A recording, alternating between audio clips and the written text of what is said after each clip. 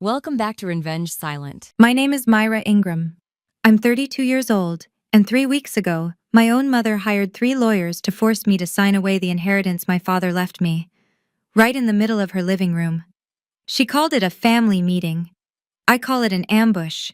They thought I would come alone. They thought I would tremble at legal jargon and Latin phrases.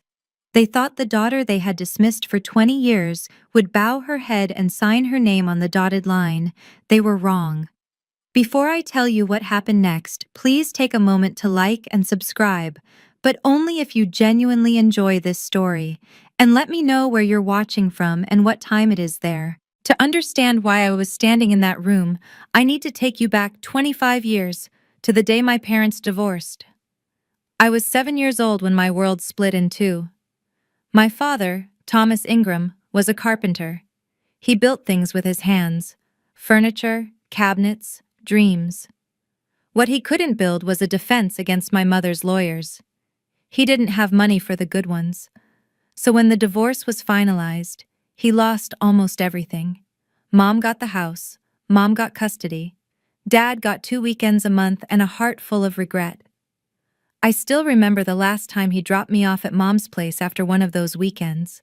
He knelt down on the porch, his calloused hands gentle on my shoulders. "Remember this, sweetheart," he said. "No matter what anyone tells you, I'm always here. I'll always love you." I didn't understand why his eyes were wet. I was 7. I thought dads just cried sometimes. A year later, Mom remarried. Richard Porter walked into our lives with his pressed suits and his daughter Melissa from his first marriage.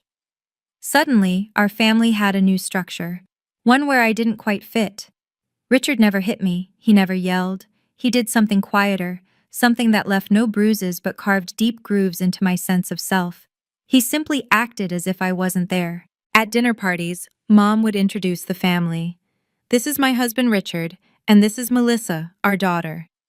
Then, almost as an afterthought, "Oh, and this is Myra. She's from my previous marriage." Every time she said it, I felt myself shrink a little smaller. I learned to become invisible in that house. Invisible was safe. Invisible meant fewer questions, fewer comparisons, fewer moments where I came up short against Melissa's piano recitals and honor roll certificates. But invisible also meant forgotten.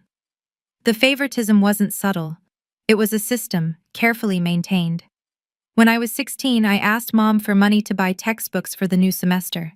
She looked at me like I'd asked for a diamond necklace. "Ask your father," she said. "He's supposed to provide for you." That same week, Melissa got a brand new car for her 18th birthday. A silver Honda Civic with a bow on the hood. The whole family gathered to watch her squeal with delight. I started working after school, washing dishes at a diner on 5th Street, mowing lawns for the neighbors. Every dollar I earned felt like a small rebellion. Richard noticed. Of course he did. "She's just like her father," he told Mom one night, not bothering to lower his voice. "Going to spend her whole life doing other people's dirty work." I pretended I didn't hear. But I heard. I always heard. The worst part came at my high school graduation. I had ranked top of my class in mathematics. A small victory, but mine. I expected nothing from my family, and they delivered exactly that. Mom forgot to invite the relatives. No aunts, no uncles, no cousins lined the auditorium seats. But someone was there. In the back row, wearing his old brown jacket that was slightly too big for his thinning frame, sat my father, Thomas Ingram. He clapped louder than anyone when my name was called. I could hear him over the entire crowd. After the ceremony, he found me outside. His eyes were shining again, like they had been all those years ago on the porch. He pressed an envelope into my hand. "I've been saving," he whispered, "for your college. Don't tell your mother." I kept that secret for 14 years, until Dad died, and the secret became a storm. The call came on a Tuesday, 7:04 a.m. I was pouring my first coffee of the day when my phone buzzed with an unknown number. I almost didn't answer. I wish I could say I'm glad I did, but the truth is more complicated than that. "Ms. Myra Ingram?" The voice was older, measured, professional.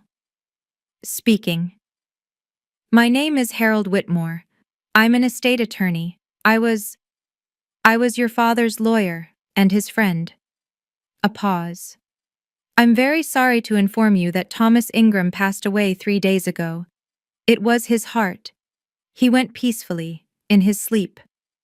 The coffee cup slipped from my fingers. I watched it fall in slow motion, dark liquid splashing across the white kitchen tiles. I couldn't move to catch it. 3 days. My father had been dead for 3 days. Ms. Ingram, are you still there? Who else knows? My voice sounded foreign to my own ears. Your mother was notified, along with her husband. Of course they were, and not one of them had called me. Not a text, not a message. My own father was dead, and I found out from a stranger. Mr. Whitmore, I steadied myself against the counter. Why are you calling me? Your father left a will, Ms. Ingram, a very specific one. He named you as the sole beneficiary. I'd like to meet with you to discuss the details. Sole beneficiary. The words didn't make sense. Dad was a carpenter. He lived in a modest house, drove a 15-year-old truck. There must be some mistake. No mistake. Harold's voice softened slightly. Thomas was very deliberate about this. He made me promise to find you first, before anyone else. And Miss Ingram, he asked me to tell you not to contact anyone in your family about our meeting. He was very specific about that. My heart was pounding. Why? Because he knew they would try to take it from you. Harold Whitmore's office smelled like old books and furniture polish. The kind of smell that made you trust what happened inside these walls. He was older than I expected. Silver-haired, wire-rimmed glasses, the weathered face of a man who had seen too many families tear themselves apart over money. He gestured for me to sit. A thick folder lay on the desk between us. Your father came to me 23 years ago, Harold began. Right after the divorce, he wanted to make sure that if anything ever happened to him, you would be protected. He opened the folder. Inside was a document I recognized. A last will and testament, along with photographs, bank statements, property records. The house on Maple Street. Market value approximately $550,000. A savings account containing $180,000, some personal effects. Harold looked up at me. Total estate value is just under $800,000. I couldn't breathe. That's impossible. Dad was a carpenter. He was a carpenter who sold his workshop 15 years ago and invested wisely. Small rental properties, mostly. He lived simply so he could leave you this. Harold's voice was gentle. He never touched the principal. He wanted you to have it all. My eyes blurred. All those years, living in that one-bedroom house, driving that old truck, wearing the same brown jacket to my graduation. He could have lived better. He chose not to. Harold slid another item across the desk. A sealed envelope, my name written in Dad's familiar handwriting. He asked me to give you this when the time came. But Myra... Harold hesitated. He also asked me to tell you not to open it until you need it. He said you'll know when. I took the envelope. It weighed almost nothing. But somehow, it felt heavier than everything else in the room. There's one more thing, Harold said. Your mother. She's already asking questions. The silence lasted exactly 1 week. Then the phone calls started. Aunt Linda was first. Mom's younger sister, the one who always wore too much perfume and spoke in whispers at family gatherings. Myra, honey. Her voice dripped with practiced concern. I heard about your father's passing. Such a shame. And I heard there was some money involved. I said nothing. Sweetheart, your mother is very upset. She feels like you're shutting the family out. Don't you think you should share what Thomas left? After all, she was married to him too. I hung up. Uncle Robert called next. Then Cousin Denise. Then people I hadn't spoken to in years, all suddenly remembering my number, all with the same script. Your mother is heartbroken. Family should stick together. Thomas would have wanted you to share. Would he? I thought about the envelope in my drawer, still sealed. I thought about Harold's words. He knew they would try to take it from you. Finally, Mom herself called. It was a Thursday evening, and her voice was sweet. Too sweet. The kind of sweet that used to precede punishment when I was a child. Myra, darling, I've been trying to reach you. I heard about the will. Who told you? She ignored the question. We need to talk about this as a family. Your father and I were married for 9 years. Whatever he had, I helped him build. Surely you understand that? The will says otherwise. Silence. Then cooler. We should meet. Discuss this properly. I'll arrange a family meeting this weekend. My house. Saturday at 2. Fine. And Myra? Her voice hardened just slightly. Don't be difficult about this. We're your family. Everything can be resolved if you just cooperate. I didn't sleep that night. Something was coming. I could feel it. Before the family meeting, I agreed to meet Mom for coffee. Just the two of us, she said, to talk things through. She didn't come alone. Richard was already seated when I arrived at the cafe, his arms crossed over his chest like a bouncer at a club. Mom sat beside him, her face arranged in an expression of wounded motherhood. Myra, sweetheart. She gestured to the empty chair. Sit down. Richard wanted to join us. You don't mind, do you? I did mind, but I sat anyway. Richard didn't waste time. He leaned forward, his cologne sharp in my nostrils. Let's cut the crap, Myra. Your dad's gone. He left you some money. That's nice. But your mother sacrificed years raising you. She deserves her share. Her share of what? The estate. We're thinking 70-30. You keep 30%. Sign the papers, everyone's happy. I looked at Mom. She wouldn't meet my eyes. Dad left everything to me, I said quietly. That was his choice. His choice? Richard laughed. The man's dead. His choices don't matter anymore. Something cold settled in my chest. They matter to me. 70-30, Myra. Richard's voice dropped. That's the deal. No. No? He seemed genuinely surprised, like the idea of refusal hadn't crossed his mind. No. I stood up. The will is legal, it's final, and this conversation is over. I walked toward the door.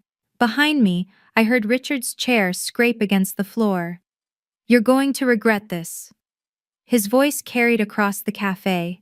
Other customers turned to look. Trust me, you have no idea what you're dealing with. I didn't turn around, but I memorized those words. Later, I would be grateful I did. After the cafe, the campaign began in earnest. They didn't come at me directly. That wasn't their style. Instead, they mobilized the family network, turning relatives into soldiers in a war I never wanted. My phone became a weapon aimed at my sanity. Text messages piled up like accusations. From Aunt Linda, your mother cried all night, is this who you've become? From Uncle Robert. Thomas would be ashamed of you.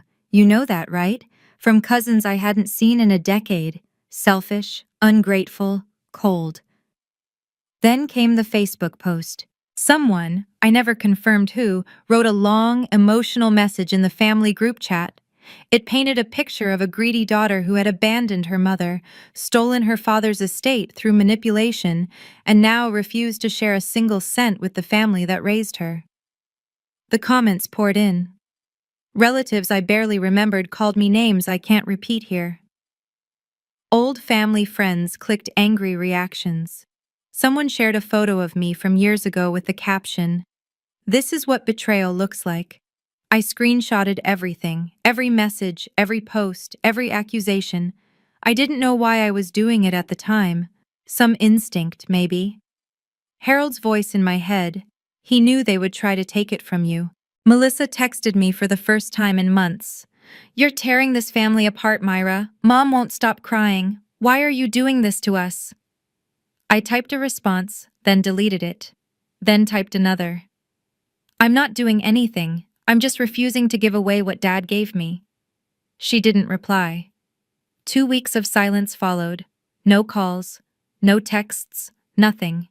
The silence was worse than the attacks, because silence meant they were planning. The call came on a Wednesday. Mom's voice was different this time, flat, businesslike, stripped of all the fake sweetness. Myra, we need to meet. A family meeting. This Saturday, 2 o'clock. My house. What's there to discuss? The future. A pause. How we can all move forward. Richard thinks, we all think, there's a way to resolve this without lawyers, without courts, like a family. Something about the word lawyers made my stomach tighten. The way she said it, too casual, too rehearsed. Fine, I'll be there. Good. Was that satisfaction in her voice? And Myra? Come with an open mind. We just want what's best for everyone. I hung up and immediately called Harold. A family meeting, I told him. Saturday. She mentioned lawyers, but said we could resolve it without them. Harold was quiet for a moment. Then, if she mentioned lawyers at all, she has them. Count on it. What should I do? You should go. And you should have me nearby. If things go south, text me, I'll come in. I hesitated. What exactly are you expecting? I'm expecting them to pressure you. Intimidation. Maybe threats disguised as concern. They might have documents ready for you to sign, things that look reasonable but aren't. Harold's voice was steady. Don't sign anything, Myra. Don't agree to anything. And whatever happens, don't lose your temper. That's what they want. I thought about Richard's words at the cafe. You're going to regret this. Harold, do you think Dad saw this coming? Your father spent 20 years preparing for this exact scenario. Another pause. He loved you very much, Myra, and he knew your mother better than anyone. That night, I finally looked at the sealed envelope in my drawer. Not yet, but soon. The night before the family meeting, I opened the envelope. Dad's handwriting filled the page, slightly shaky, as if written by an older hand, but unmistakably his. The same hand that had signed my birthday cards, my graduation check, every small note he'd ever sent. My dearest Myra, if you're reading this, I'm gone.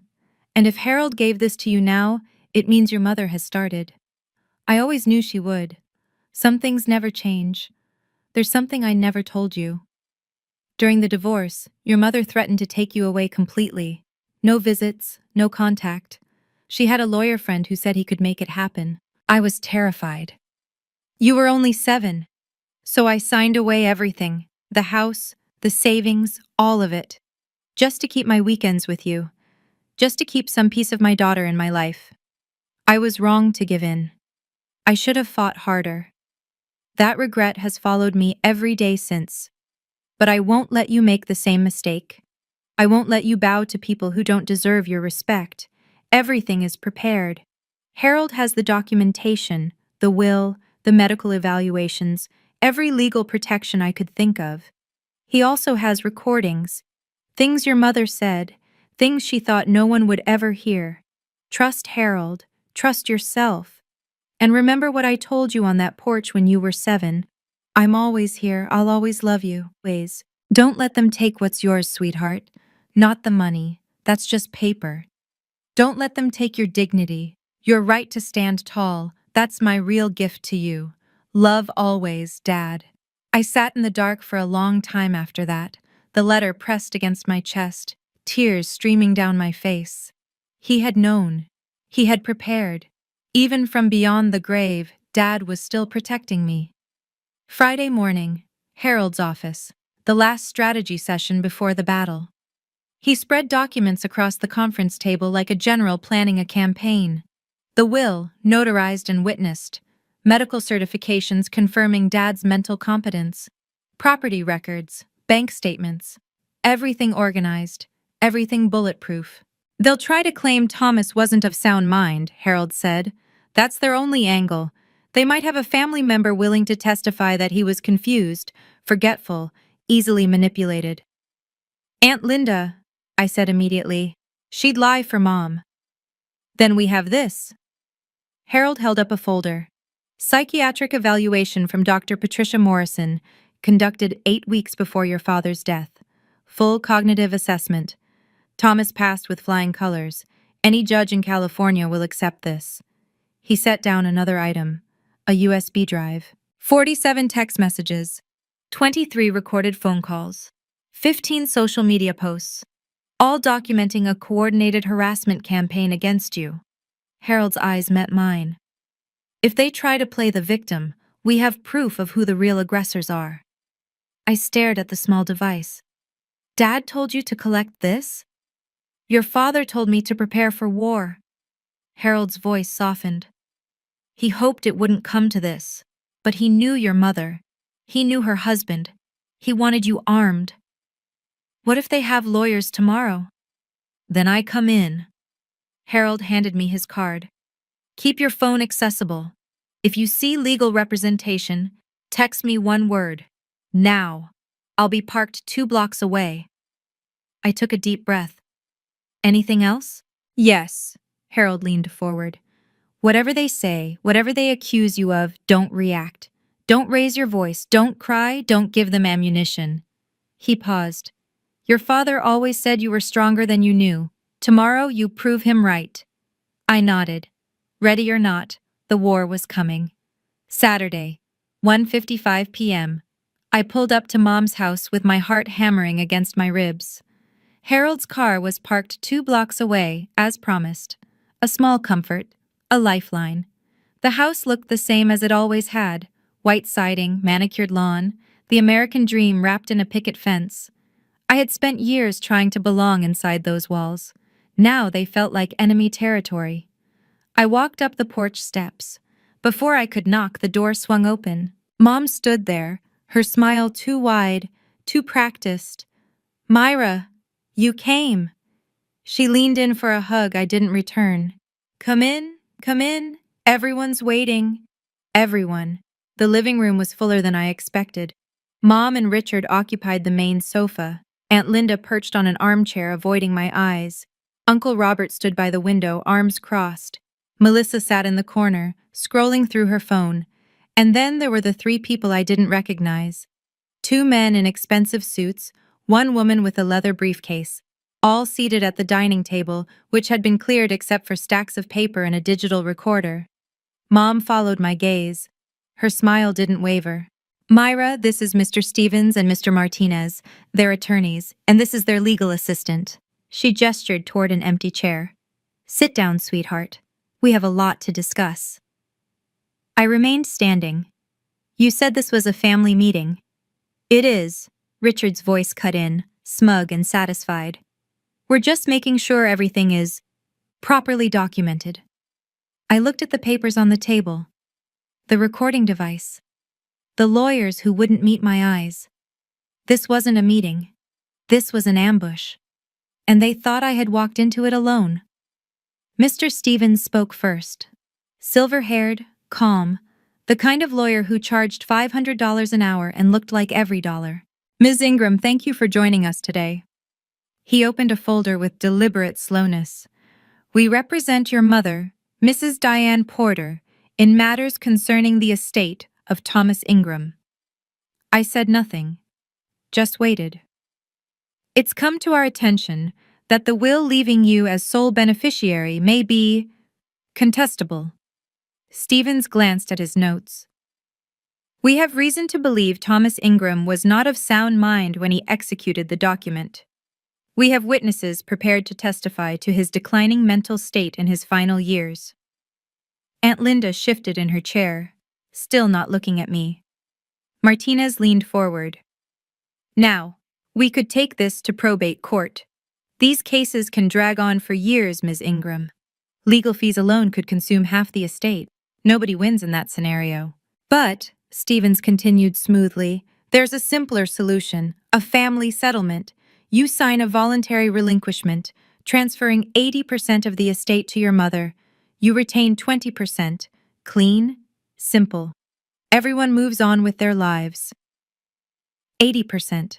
Not 70, like Richard had demanded at the cafe. They'd gotten greedier. You're asking me to give away $600,000. We're asking you to be reasonable. Stevens pushed a thick stack of papers toward me. The documents are right here. Review them if you like, but I think you'll find everything is in order. I looked down at the top page, bold letters, Voluntary relinquishment of inheritance rights.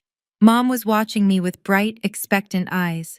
Richard's smile could have cut glass. So, Stevens clicked his pen. Do we have a deal? I picked up the documents, flipped through them slowly. Then I smiled. You know what's funny? My smile seemed to confuse them. Richard recovered first. What's funny is you thinking you have a choice. He stood up, his face reddening. You're a nobody, Myra. A nobody with a nothing degree working a nothing job. And now you've got a little money, and suddenly you think you're better than us? Richard, Mom started. No, Diane, she needs to hear this. He jabbed a finger in my direction. You're just like your father. Stubborn, stupid. He spent his whole life doing other people's dirty work, and he died alone in that crappy little house. That's your future, sweetheart. That's what you're protecting. Aunt Linda nodded eagerly. He's right, Myra. You've always been difficult, even as a child. Selfish, Uncle Robert added from the window. Always taking, never giving. Mom dabbed at her eyes with a tissue. The tears looked real. I'd seen her practice them enough times to know they weren't. I raised you, she said, her voice trembling. I sacrificed everything for you. I gave you a home when your father abandoned you. He didn't abandon me. And this is how you repay me?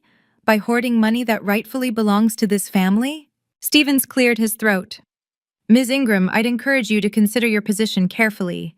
Contesting this will would be expensive, time-consuming, and ultimately futile. Especially with the testimony we've gathered about your father's mental decline. He slid a pen across the table. Sign the papers. End this gracefully. I looked around the room. At my mother's fake tears, at Richard's barely contained rage, at the relatives who had made my childhood a masterclass in invisibility. They had prepared everything, lawyers, witnesses, pressure, everything except for one thing. I reached for my phone. Actually, I said calmly, I think I'd like a second opinion. I typed one word and hit send. Now. Richard laughed. What are you doing? Texting your friends? Nobody's coming to save you, Myra. I wouldn't be so sure. 2 minutes passed in tense silence. Stevens and Martinez exchanged glances. Mom's smile began to falter. Then the doorbell rang. Everyone froze. Mom looked at Richard, who looked at the lawyers, who looked at each other. I'll get it, I said, standing. Sit down, Richard started, but I was already at the door. Harold Whitmore stood on the porch, impeccably dressed in a charcoal gray suit, leather briefcase in hand. Behind his wire-rimmed glasses, his eyes were steady and sharp. Good afternoon, he said, loud enough for the room to hear. I hope I'm not interrupting. He walked past me into the living room. The effect was immediate. Stevens straightened in his chair. Martinez's confident smile vanished. Mom's face drained of color. Ladies and gentlemen. Harold set his briefcase on the coffee table. My name is Harold Whitmore. I'm a licensed estate attorney in the state of California, and I've been representing the interests of Thomas Ingram for the past 25 years. He paused. I am now representing his daughter, Myra Ingram. Richard found his voice first. This is a private family matter, which now includes legal representation on both sides. Harold clicked open his briefcase. I understand you have some concerns about the validity of Thomas Ingram's will. I'm delighted to address them. He pulled out a thick folder, then a USB drive, then a sealed envelope. Mom stared at the items like they were snakes coiled on her coffee table. Now then. Harold settled into an empty chair, perfectly at ease. Where shall we begin? The ambush had just been ambushed. I need to pause here for a moment, because I want to ask you something. If you were me, sitting in that room, surrounded by family who saw you as nothing more than an obstacle between them and money, what would you have done? Would you have signed to keep the peace? Or would you have stood your ground? Let me know in the comments. And if you're invested in what Harold said next, hit that subscribe button. Because what happened after this changed everything. Harold opened the folder with the precision of a surgeon. Let's start with your claim that Thomas Ingram was not of sound mind when he executed his will. He slid a document across the table toward Stevens. This is a psychiatric evaluation conducted by Dr. Patricia Morrison, a board-certified psychiatrist, 8 weeks before Mr. Ingram's death. Comprehensive cognitive assessment, memory, reasoning, decision-making capacity. Stevens glanced at the paper. His expression flickered. The conclusion, Harold continued, is unambiguous. Thomas Ingram was fully competent. Any court in California will accept this evaluation. Your witnesses won't survive cross-examination. Aunt Linda shrank back in her chair. She suddenly seemed very interested in her shoes. Furthermore, Harold produced more papers.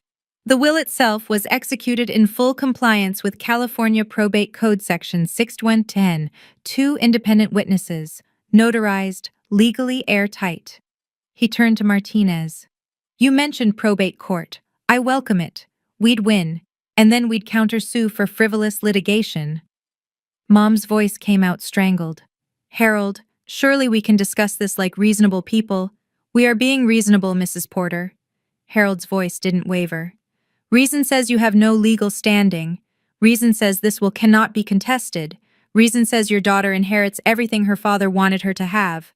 Stevens held up a hand. Mr. Whitmore, let's not be hasty. Perhaps there's a middle ground. There is no middle ground. Harold's gaze swept the room. Thomas Ingram spent 20 years preparing for this moment.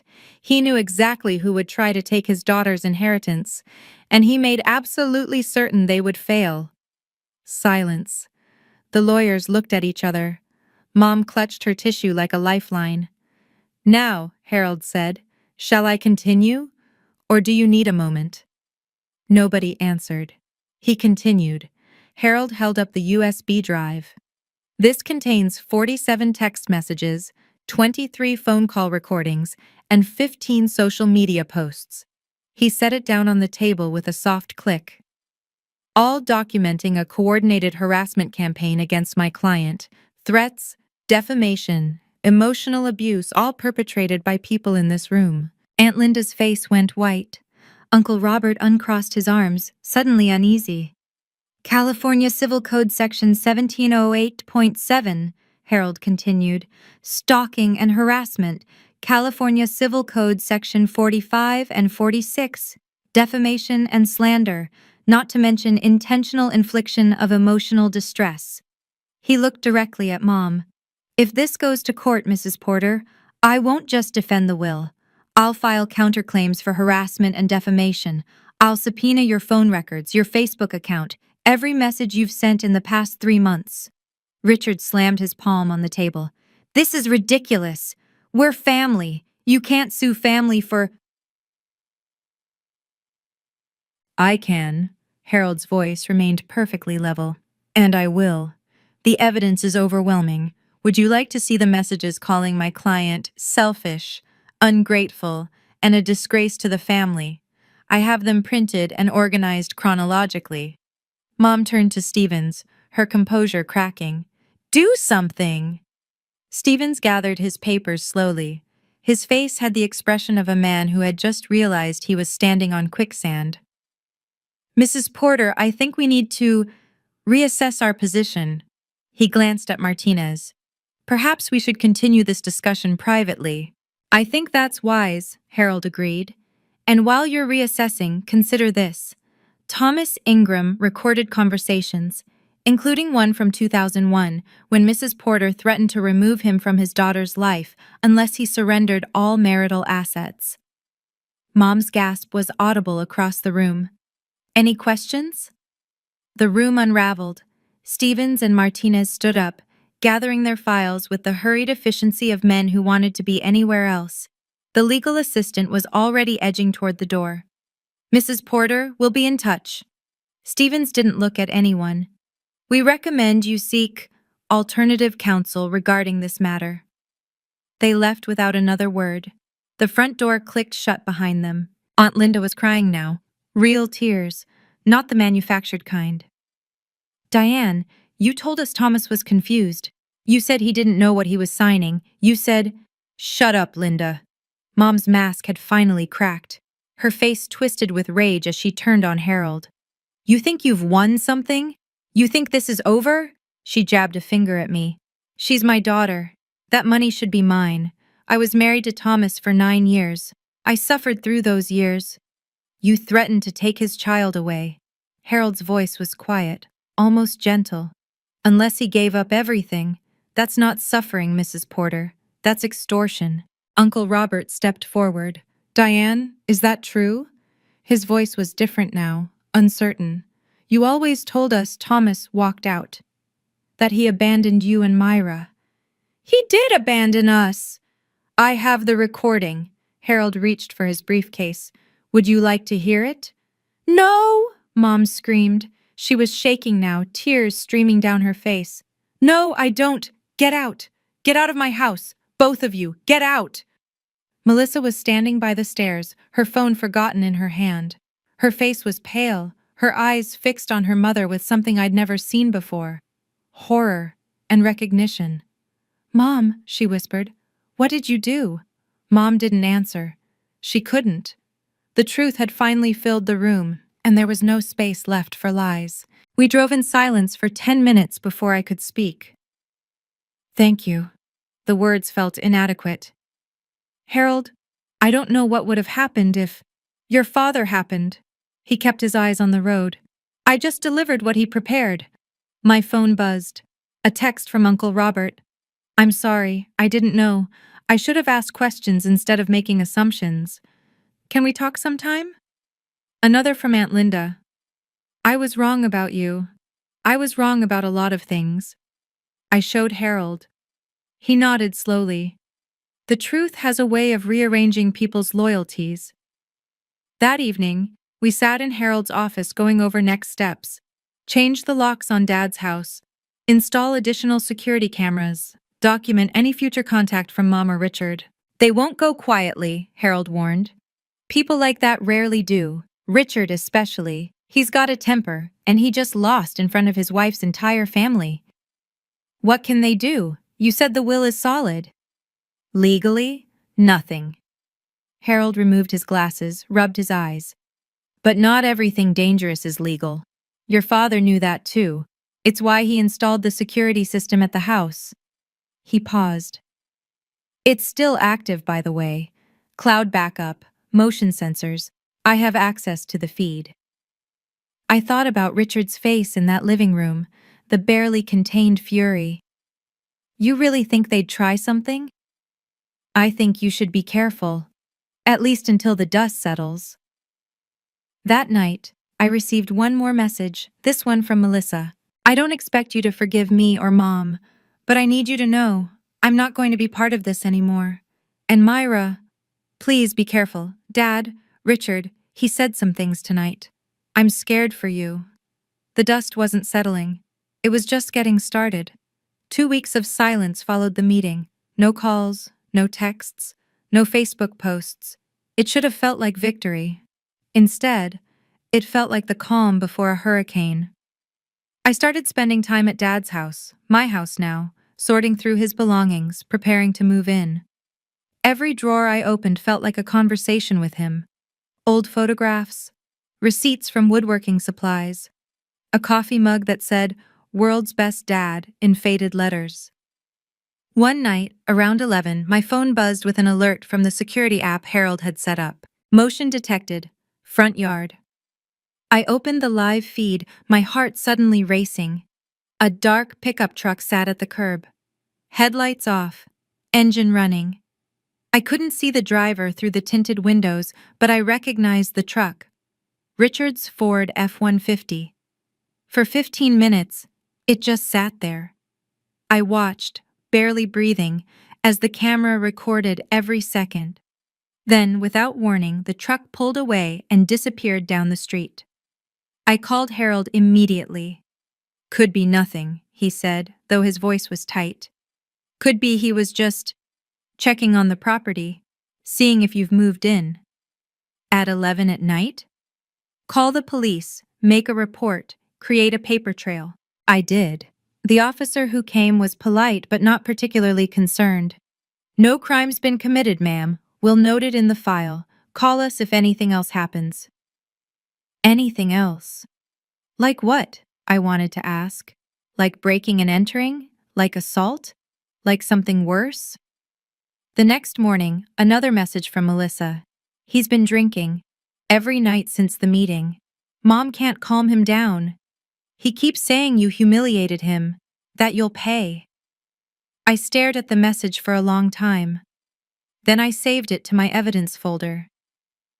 The alert woke me at 3:07 a.m. I grabbed my phone, pulse spiking before my eyes even focused on the screen. Motion detected. Front porch. The camera feed loaded. 2 figures. Dark clothing, moving quickly. One carried something. A red container. The kind you fill with gasoline. No. No. No. No. I watched as the first figure poured liquid along the porch railing, across the front steps, around the base of Dad's carefully trimmed bushes. The second figure stood watch, head swiveling left and right. Then the first one pulled out a lighter. I was already dialing 911 before the flame appeared. "Someone's setting fire to my house, 742 Maple Street. I have them on camera." The match dropped. The porch erupted in orange and yellow, flames climbing the wooden railing my father had built with his own hands. But then something happened that neither of the arsonists expected. The sprinkler system activated. Water burst from hidden nozzles. Dad had installed them years ago, a precaution I hadn't even known about until Harold mentioned it. The flames hissed and sputtered, fighting against the spray. On the camera, I watched the 2 figures freeze in shock. Then they ran. Straight toward Richard's pickup truck, parked half a block away. The camera caught the license plate as they drove off. Clear as day. I stayed on the line with 911 until I heard the sirens. The fire trucks arrived in 7 minutes. By then, the sprinklers had done most of the work. The porch was charred, the railing destroyed, but the house, Dad's house, my house, was still standing. The police came next. I showed them the footage. The officer's eyes widened when he saw the license plate. "We know that truck," he said. "We'll have them in custody within the hour." The police station at 4 a.m. has a particular kind of fluorescent emptiness. I sat in a plastic chair, Harold beside me, watching officers move through the hallways like ghosts. Detective Aaron Brooks found us around 4:30, a solid man with tired eyes and a badge that looked like it had seen too much. "Ms. Ingram." He sat down across from us. "We've made 2 arrests, Richard Porter and Diane Porter." I had expected Richard, but hearing my mother's name was different. It landed somewhere in my chest and stayed there, heavy and cold. "We found them at their residence." Mr. Porter's clothes still smelled like gasoline. Mrs. Porter was attempting to delete messages from her phone. Brooks opened a folder. Our tech team recovered them. Communications between the 2 of them planning the fire, discussing timing. She knew Miss Ingram. She wasn't just an accomplice, she helped plan it. Harold's hand found my shoulder. "Would you like to see them?" Brooks asked. "You're under no obligation."